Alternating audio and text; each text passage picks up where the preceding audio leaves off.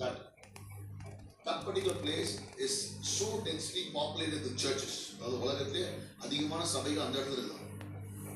அப்ப என்கிட்ட சொன்னாங்க, இந்த ரைட்ல போனா அந்த பாஸ்டர் அவ்வளவு பெரிய சர்ச் வச்சுக்கிறாரு, இந்த லெஃப்ட்ல போனா இந்த பாஸ்டர் இவ்வளவு பெரிய சர்ச் வச்சுக்கிறாரு, அங்க போனா இந்த சர்ச் இவ்வளவு சுத்தி சர்ச், நீ இங்க போய் சர்ச்சா இருக்கிற உன் சர்ச்சுக்கு யாரு வருவாங்க?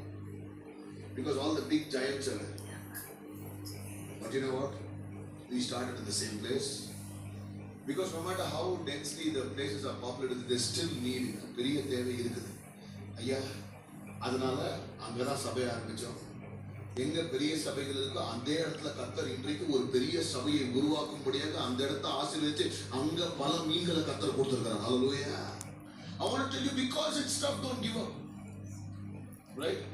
People said, why are you going to Hyderabad every Friday? It's the 4th month right now. Hyderabad every வெள்ளிக்கிழமை போயினே இருக்கிறேன். வெள்ளிக்கிழமை வச்சா மீட்டிங் வச்சா ஆள் வருவாங்க. ஒவ்வொரு வெள்ளிக்கிழமை ஆட்கள் வந்து தானே இருக்கிறோம். ஐயா இன்னைக்கு 100 கணக்கில் வரும், நாளைக்கு 1000 கணக்கில் வரும். ஒவ்வொரு வெள்ளிக்கிழமை கர்த்தர் ஆசீர்வதிப்பார். The Lord will definitely bring in the same place, because we will not give up on praying. We will not give up on the Lord, because our God is a judge God. And he says, ஐயா உனக்கு நான் நியாயம் கொடுக்காமல் இருப்பேனா? உன் ஜெபம் நிஜமா.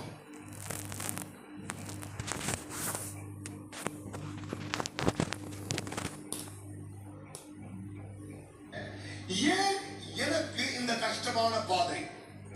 Why this tough path for me? ஏன் பாதையில மட்டும் ஏன் இவ்வளவு கரடு முரடாகுது, கல்லு முள்ளுமா இருக்குது, நான் கால் குத்தி ரத்தம் வருது? ஆனா மத்தவங்களை பார்க்கும்போது அவங்க பாதையெல்லாம் அப்படியே traveling on smooth roads, அப்படியே ஸ்மூத்தா போகுது மத்தவங்க வாழ்க்கைலாம்.